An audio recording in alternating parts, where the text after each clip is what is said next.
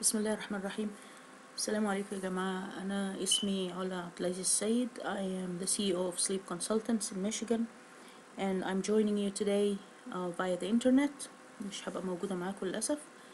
I'm going to talk today about quality improvement on a basic level للدكاترة دكاترة الامتياز و how to consider quality improvement in your work.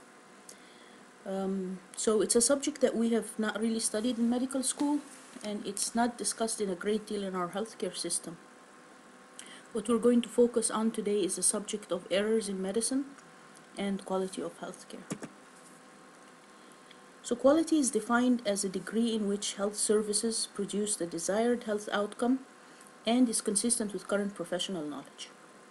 يعني قد ايه الهيلث سيرفيسز اللي احنا بنقدمها بتدينا الاوتكم اللي احنا مستنيينها و it has to be concurrent with the current professional knowledge.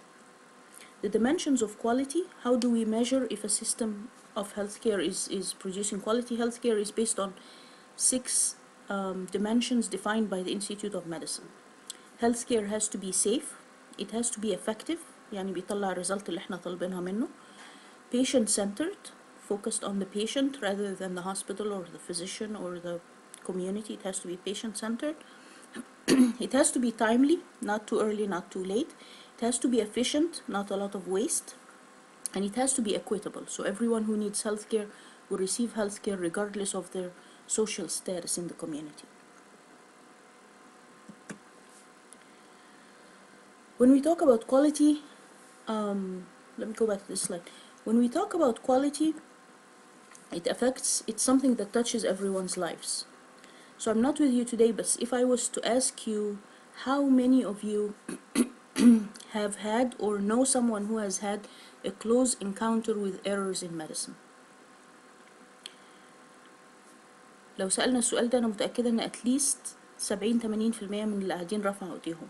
حد يكون اتعرض أو يعرف حد اتعرض لخطأ في الطب، يعني خطأ في أي مستشفى أو خطأ في عيادة أو خد علاج غلط أو اتكتب له علاج وخد علاج تاني or something like that. الموضوع ده مش بس في مصر. This actually happens in the States. Any audience نسألهم, the percentage of response in the positive is about 80%. But obviously there's a lot of errors. The Institute of Medicine came out with a report in 1999 اسمها To Err is Human. This report changed the way we look at healthcare and deliver healthcare and the quality of healthcare.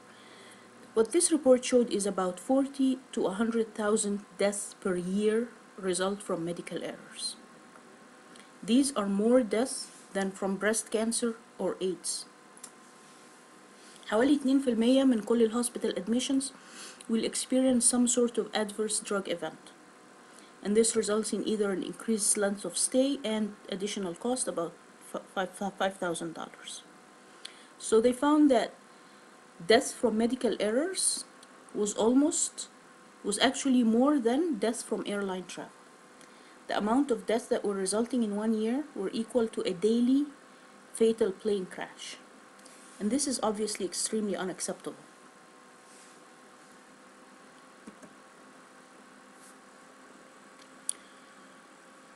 So now we know there's a problem, but recognizing the problem is only the beginning. To deal with the problem, we have to look at it from different aspects. So we tried to figure out why there is a problem. One of the reasons could be structural deficiencies. We don't have the best equipment, or we don't have enough personnel, or the budget is not enough. We don't have the most sophisticated or latest up-to-date hospitals. So if structure is the problem, what we need to do is build better infrastructure. That's one way of looking at it. A second view of the problem can be moral values. We can say it's a doctor's problem. Doctors or nurses, or if only they were doing a better job, then the patient wouldn't die. If they lived up to their duties, if they're not coming to work. So if the doctor spent more time listening to the patient,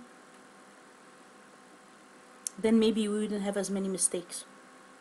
So what we need to do is have better doctors, better nurses, people with higher ethical standards. Another way of looking at the problem is rational choices. When we consider that doctors and nurses are human beings and they respond to incentives and disincentives. So if you're not paying them enough wages, how much work can you expect them to do? So maybe we don't have a system that's paying enough wages, maybe we don't have enough rewards, maybe we don't have incentives. So what we need to do is incorporate a system of reward that recognizes performance as well as a system that punishes lack of performance.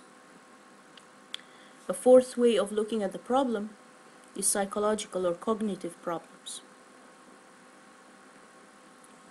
Healthcare is a highly overloaded field. There's a ton of information and a lot of extreme emotions that you have to deal with. Long hours of work, few hours of sleep. So if we put all this into consideration, then the solution is coming up with a system that supports the physician. You limit the amount of strain and stress, you limit the hours a doctor is supposed to work, and you find a way to support them. The fifth way of looking at the problem, or the fifth reason that could be causing the problem, is educational shortcomings. We're not training our staff to deliver healthcare with consistent quality. So what we have to do is do more educating in medical schools, do more training in residencies, more hands-on training, and reinforcing good clinical practices. So all these are very good reasons. They obviously are reasons for the problem. But when the Institute of Medicine looked at the problem from different perspectives, they came up to the conclusion that the main problem was system, design, and operation. So it's the process of care that's failing and not individual errors.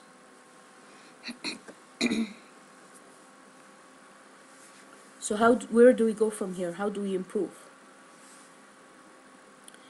You see, healthcare delivery is a science. We know that medicine is a science, healthcare is a science, but we have to look at healthcare delivery itself as a science. It's the result of a huge number of forces coming together. There's clinical judgment of the physician, there's hospital capacity, there's the patient himself, there's the resources, there's education. All these things are working together, interacting together to come up with the system that we're delivering healthcare. Any one of these could fail, and then the delivery would not be of quality. بنشبه ده بإيه؟ بنشبه ده برunner, someone who runs a race, a marathon, and wins a race, comes in first place. Why did he come in first place?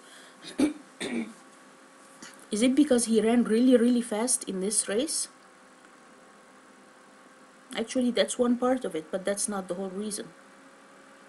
He won because of many factors, because of who he is, what his genes are, his genetics, what his schedule is, how much time he trains, what kind of food he eats, how much he sleeps, his dedication and devotion to winning. So there are so many factors that go into that he won today, not just the effort he made today. The other thing we have to consider is we have to admit that we're not perfect. We have to acknowledge our limitations, human limitations and shortcomings. And the last thing is systems. As we said, systems are the key. Systems are designed to perfectly produce the results that they produce. So if we have a flawed system,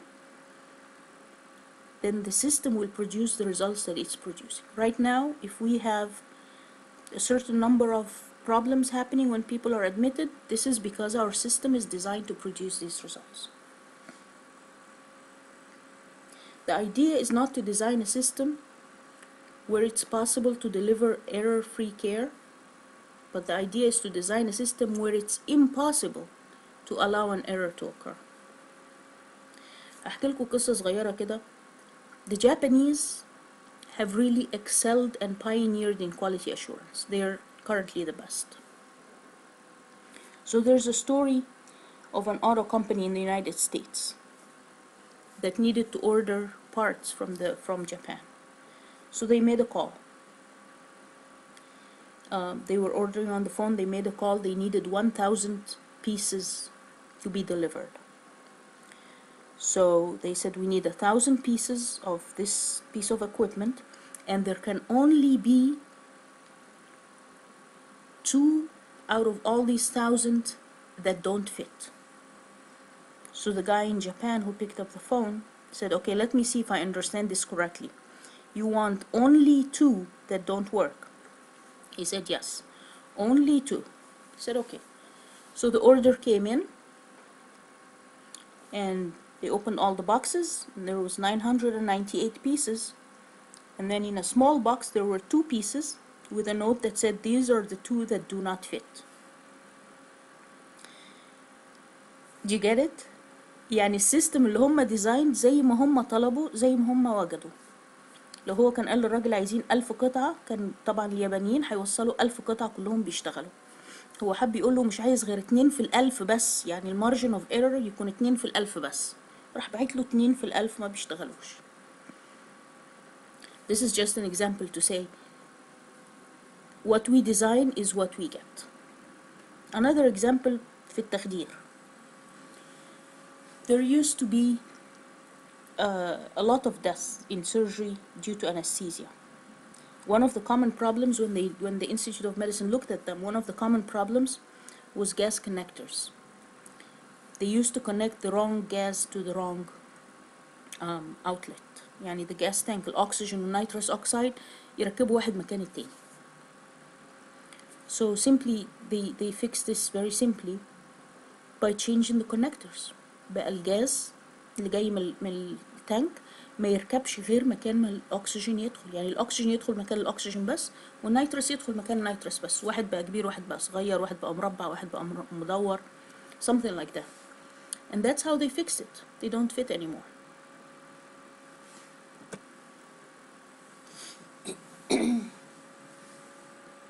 What's funny about this picture? I wonder if you're laughing. Does good design matter? Obviously it does. The design of this coffee pot or teapot, it's going to work. It's still going to work, right? You can still use it, but you're probably going to hurt yourself.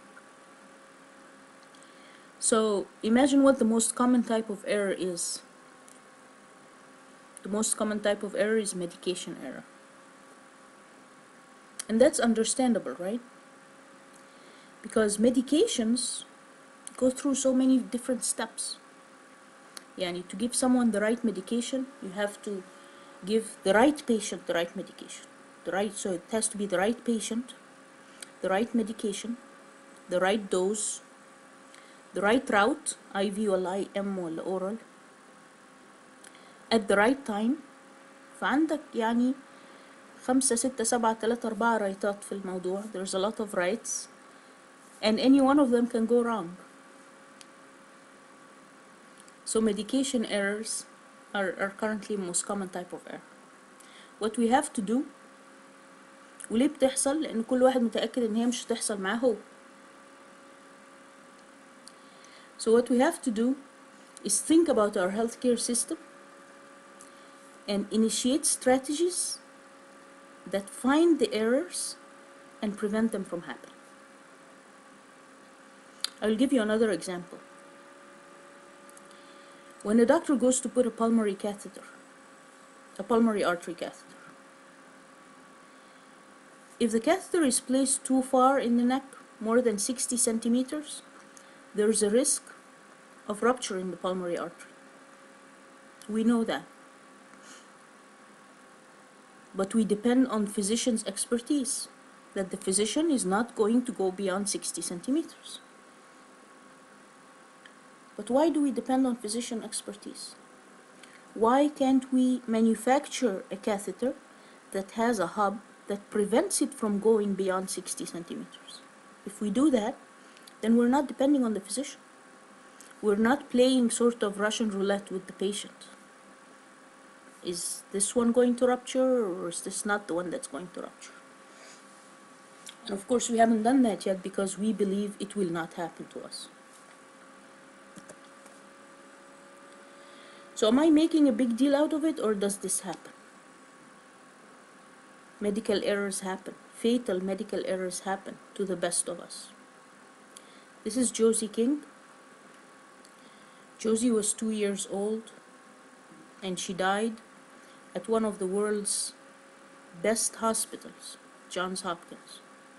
And she died of dehydration and negligence. She didn't die of like a malignant disorder or something. She died of dehydration. Excuse me. She basically died because she had a simple dehydration and nobody paid close enough attention. The mother, nobody listened to the mother. The mother kept saying something isn't right. You know, she looks sick. She's sucking on her towel. Something is يعني كان باين عليها علامات dehydration، والنيرسز ما عندهمش اي اوامر انهم يدوها حاجه، ومحدش عمل خطوه زياده انه يعني يكلم دكتور او يقول له something seems to be wrong او let's take a look at it again. Everybody followed the plan of treatment as is without taking a step further, and she died. فمعنى الموضوع ايه؟ ان this happens to the best of us. People who think it's not gonna happen, medical errors do happen to the best of us. So if we're going to agree that safe design, to design a healthcare system that's safe, is the best way to go and not depend on individual capabilities, let's look at principles of safe design. When we look at healthcare, we find that it's a very complex and tightly coupled system. So if one thing goes wrong, other things could go wrong based on that. Engineers came up with a set of principles to help us design the system. They said everything has to be visible. أول حاجة visibility. يعني things in view as much as possible and not hidden. تاني حاجة simplicity.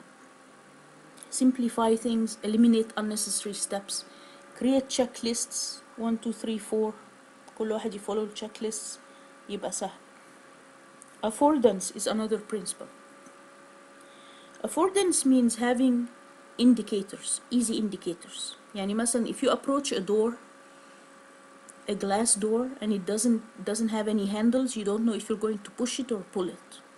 If you have a simple sign that says push, then you know that you're going to push. طبعا ممكن ما يبقاش فيه sign، وممكن تحاول الأول تpull أو تpush، يبقى الأول غلطنا وبعدين تاني مرة صححنا. But having affordances in place means you do things right the first time. Okay, having a big red X on a closet or something that says don't open, that means you don't open. مش الأول نopen وبعدين تحصل كارثة وبعدين okay don't open. For having affordances in place is a very good principle of safe design. Natural mapping. Natural mapping is, say for example, natural mapping is having a map in place that tells you where things are. يعني مثلا I'll give you a very simple example. البوتاجاز الإزاز اللي بيبقى محطوط في أي بوتاجاز، البوتاجاز الإزاز اللي بيبقى محطوط في الرخامة كده، you know, and then you have all the knobs، العيون اللي بتولع البوتاجاز، لو حطيتهم كلهم في خط واحد ما انتش عارف أنهي واحدة بتفتح أنهي واحدة، صح؟ أنهي واحدة بتاعت العين اللي قدام والعين اللي ورا بتاعت. and then some other people came up with a design، حطوا الأربعة فوق بعض بحيث انت عارف اللي فوق يمين تبقى بتاعت العين اللي فوق يمين، اللي فوق شمال بتاعت فوق شمال. This is what natural mapping is. The way you put things that are naturally indicative of what they're supposed to do. Forcing functions. Forcing functions زي الإكزامبل بتاعت الأكسجين connectors. Forcing function means something and forcing it to be impossible to make an error. So the oxygen tube will only fit in the nozzle for the oxygen tank. The CO2 هيعمل NO2 هيعمل بس في NO2. Something that will not fit where it's not supposed to fit. Another principle of safe design is reversibility. You have to have a system that allows you to reverse the problem if a mistake happens. متبقاش نهاية العالم. So we have to have leeway in our design, where if we make a mistake, the system allows us to reverse it. And last but most important is standardization. Standardization is really the most important principle of safe design, and we're going to talk about it a little bit. So standardization is the essence of institutional memory. Creating standards is a very, very important thing. That means when you create standards, means everybody is going to do things the same way, the way they're supposed to be. You do not leave a lot of room for variation and errors. Another important thing is if you do have standards, they have to be adhered to. We don't just have standards that are placed in books on shelves. They have to be adhered to and used. If they're not used, they'll be forgotten. An example of standardization is having the same controls in the same place every surgery. برضو في الأنستيزيا. They have the same controls in every surgery. مش كل مرة يجي يدور على النوب دي فين. In sleep مثلا in my field of work, a head box that's manufactured by different manufacturers في نفس الليدز. عارفين فين ال C1 وفين ال C2 وفين ال C3 وفين ال C4. كل ما البوكسز تتغير مع المانيفاكتشرز لكن نفس الأماكن موجودة. يبقى الواحد لما يروح يشتغل عارف هو متوقع ايه يشتغل عليه.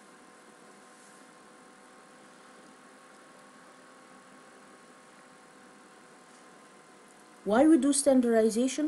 What are we expecting out of it? We need to do the right things the right way, the first time, every time, and eliminate inappropriate variation. So this is your role. This is what you need to do.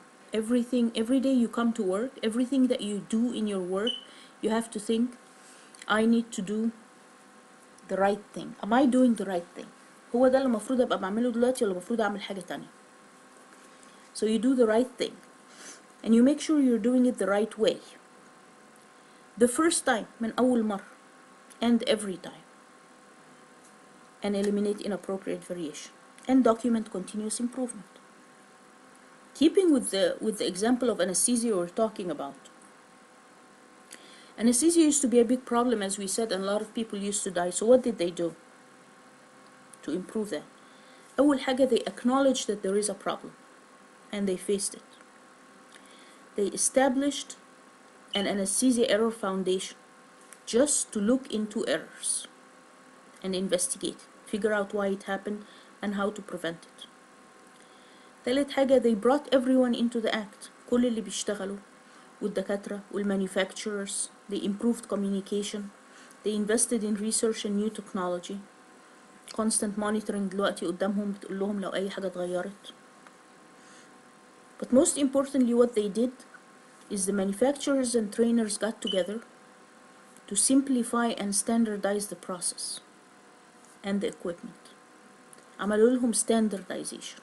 خلوا الاكويبمنت بتاعتهم زي ما بنقول النوبز والكنترولز اللي بيشتغلوا بيها the same place in every surgery. That improved everything tremendously.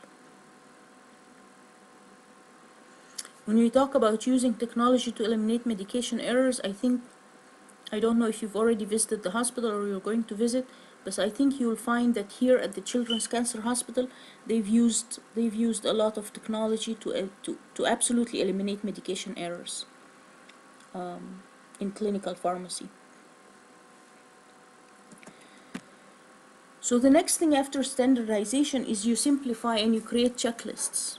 Simple 4 to 5 step checklists for everything. Anything that you have to do, any process, try to create checklists for it.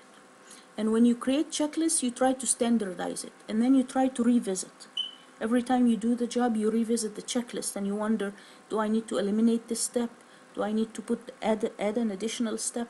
Simple steps. يعني we're taking, for example, putting a central line, you can create a simple 4 or 5 step checklist. Wash your hands with soap, use the standard precautions اللي هي الجاون والgloves والmasks things like that. Remove unnecessary lines, avoid the femoral area, things like that. Whatever process you're working on, get together with your team, create a checklist, post the checklist somewhere, and use it. So then when you're using it, you find ايه ده احنا نسينا نحط مثلا الستep الفلانية, okay, let's add that. Or you find a redundant step, we don't need this, then you remove that. And you keep improving on your checklist as you go along. تاني حاجة, hospitals use staff to cross-check on each other and improve by correcting the noted defects. For instance, the doctors, when they go in to put a central line or something like that, there's a team of nurses with them. The nurses are supposed to not watch over, بس يعني remind them. If the doctors, say for example, the doctor doesn't find the gloves where they're supposed to be, doesn't find a gown, doesn't find a mask, or يعني we have not simplified the process enough for him. Simplifying the process by creating a cart, this picture of a cart over there, you can create everything that's needed, put it in one cart. This is a process of simplification. So then you don't have to go and not find something, or you don't have to go and waste time looking for it somewhere else. But say for instance they don't find what they want and they're going to proceed without it, we need another staff member to remind them or to correct the defect. This wasn't done, طب أروح أنا أعملها. Using simple processes like these, you could eliminate things like infections. Bloodborne infections can absolutely be eliminated in the whole hospital if you follow simple standardization and checklist process, even in an entire region. Another huge cause of error is communication errors. Communication in every aspect is key. It's not just what you say, but it's also how you say it. When we speak and send a message to another, the receiver tries to decode what we're trying to say. If they know us very well, they'll understand the meaning. But what if they're strangers? If there's somebody you're working with for the first time, they might not understand what you're saying or get it in a different way. مثلا لما يجي ناي بيقول له واحد stop the drip if the patient doesn't tolerate it. يعني ايه بقى؟ يعني ايه if the patient doesn't tolerate it؟ كل واحد هيفهمها بطريقة. Or stop the medication when the patient gets better. يعني ايه when the patient gets better? Things have to be clear and defined, especially when it comes to patient care. Have to be clear بالأرقام, بالقياسات. Things have to be very clear. There was a study published in Journal of Medicine in JAMA that a fellow in training pulled the catheter out of a patient's neck while the patient was sitting. This resulted in a venous air embolism and the patient arrested. Whose fault is it? Is it the doctor's fault? Initially, the first thing we're going to say is it is the doctor's fault. He pulled the catheter, right? But on closer consideration, you'll find that it's a system error. The doctor did not receive adequate training to know he shouldn't do that. There was not adequate supervision. There was no one with him to tell him you shouldn't do that. There was poor communication because there was a nurse with him and the nurse knew that he shouldn't do that, and she didn't speak up because she was afraid to speak up, because the last time she spoke up, someone yelled at her or reprimanded her, so she decided not to speak up. فيبقى the whole system came together to disadvantage مين اللي اتضرر في الموضوع? The patient. Therefore this is a failure in patient-centered care. So when you communicate, you have to be clear in what you say. You have to be very precise and defined. And it's a very good thing to know is if you give an order, always tell the person to repeat the order. Tell me what I said to you, or tell me what you understood. Tell me back what I just told you. And then you'll know that they understood the instructions the way you want them to understand it. تاني حاجة في communication is teamwork. I cannot stress teamwork enough. And teams don't just mean the doctors that work there. The teams include the nurses that work there. Anyone who is related in any way to administering care to the patient. So if you're going to have clinical rounds, your rounds should include the nurses, because they have to be on the same page with you. They have to get the same message. They are going to deliver the medication that you're going to order, so they have to be in the picture. And the third place where you have communication errors is handoffs. When someone is handing off to another person, handoffs will be different from department to department. You have to kind of come up with your own system. But for yourself, you have to always ask yourself, what do I need to know? What do I need to do? Create a task list for yourself. And what am I worried about? And if you're worried about something, you need to speak up. Question it. Ask questions. Teamwork, teamwork, teamwork. I can't stress teamwork enough. And I would like you to know that right now in the beginning of your career, you need to learn and practice teamwork. There seems to be a little bit of a defect in our culture with teamwork. People don't know how to work in teams. So start practicing teamwork, good, honest teamwork. Teams will make very wise decisions if they have diverse and independent input. So don't depend on yourself. Having decisions, like having input from other people, does not diminish your authority. So if you are the authority in the room, you still have to listen. It's better for you to listen to everybody's input and then make a wiser decision. It will be much wiser if you listen to everyone than if you make a decision on your own. It's as simple as that.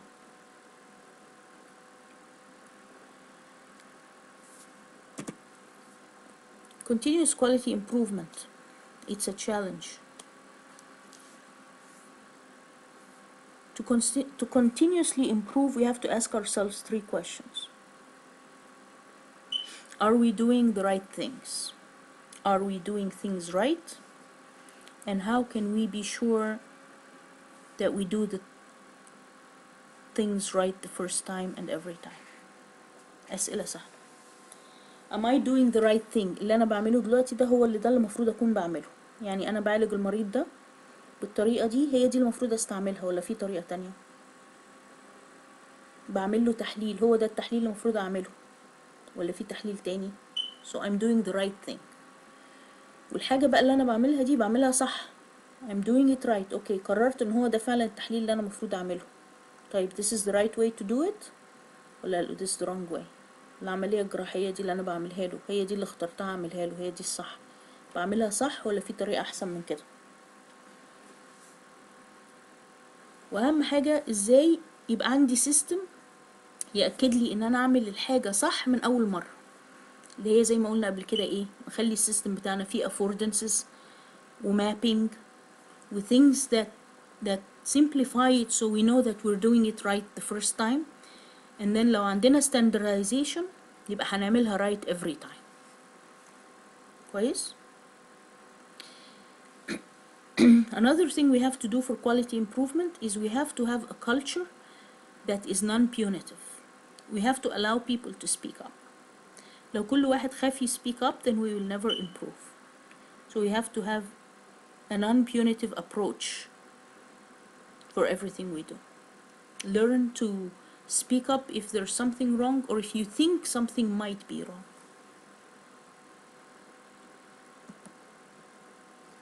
Should physicians be involved or is this a management thing? Actually, there's a study from Massachusetts that surveyed almost 1,400 physicians, and the results were that physicians who were involved in quality improvement activities were less isolated, less stressed, had lower dissatisfaction rates, they were more engaged and had better teamwork. طبعا الدكتور اللي هيبقى involved في quality improvement هيبقى عارف ان في حل للمشكلة بيحصل، لكن الدكتور اللي مش involved مش هيشوف غير المشكلة بس، وهيتنرفز وهيبقى حاسس ان الدنيا كلها بايظة والدنيا ما بتتصلحش والدنيا ما بتتقدمش وحاجات كده، هيبقى less more dissatisfied.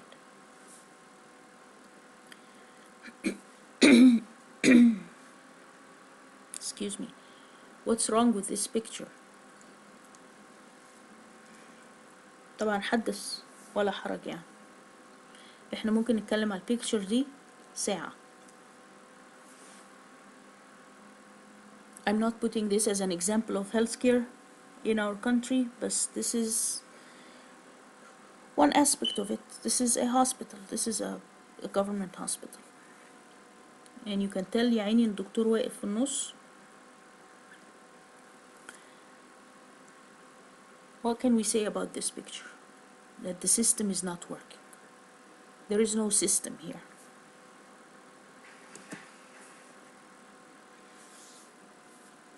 Who's responsible for this?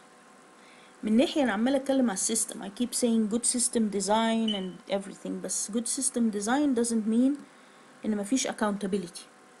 There is personal accountability. Everyone is responsible. في الصورة اللي فاتت وفي الصورة دي.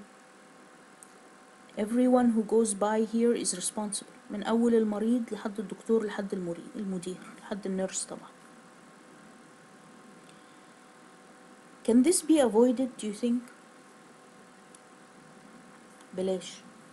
وكان وزير الصحة جاي يزور المستشفى النهاردة، كان هيلاقيها كده؟ كانش هيلاقيها كده أكيد.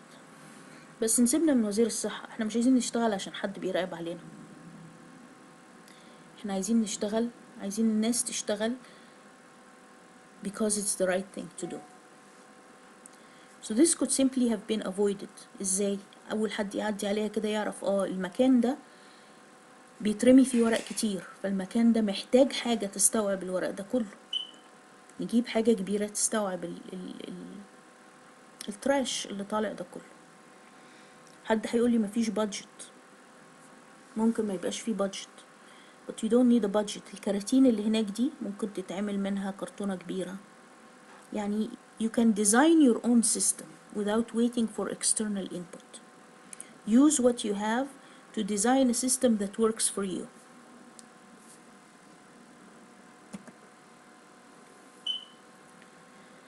So what can we conclude from all this? We conclude that we obviously have a serious problem with quality and safety. And it's mainly a problem in the design of our system and our processes. We can also conclude that we can all play a part in improving this system. I put together a few simple strategies that you can adopt. أول حاجة, put safety at the top of your priorities. Enhance communication and teamwork early in your career. Adopt a fair and continuous learning culture. Be open and honest with staff and patients. Don't throw problems under the rug. Face the problems. Report incidents and near misses and learn from your mistakes and learn from other people's mistakes. Speak up about any concerns and ask for help when needed. Don't take shortcuts. Lead by example. Get involved in quality improvement and patient safety projects. So if you were to say what to do from here, pick one area that you're going to work on. Reflect on the process and think for yourself. How can I do this better? Where can this process go wrong and how to avoid it from going wrong? Standardize everything you do. Create checklists. Learn from mistakes. Share what you learn with everyone. Wash your hands before you enter and as you leave any room. Communicate better, أنا قلتها already, and work in teams. Do not accept the unacceptable, but work to change it. This is very important. Don't think that you cannot do or think to yourself, well, what can I do? I'm one person. You can do a lot just by not accepting the unacceptable. I put together additional reading for anyone who's interested. You can visit the Joint Commission website, www.jointcommission.org, and you can read all about the National Safety Goal manuals. They are updated annually. You can visit the WHO website, learn about the guidelines on hand hygiene, and the Joint Commission has free webinars and PDFs. So finally, I would like to thank all of you for coming today, and I would like to welcome you to this great profession. I hope you all make quality and safety a priority in your lives, and that we can work together on elevating this healthcare system to a level that's deserving of this great country. Thank you very much. So my presentation is done now, but I think I'm going to be available on Skype for any questions. If you have any questions, please go ahead.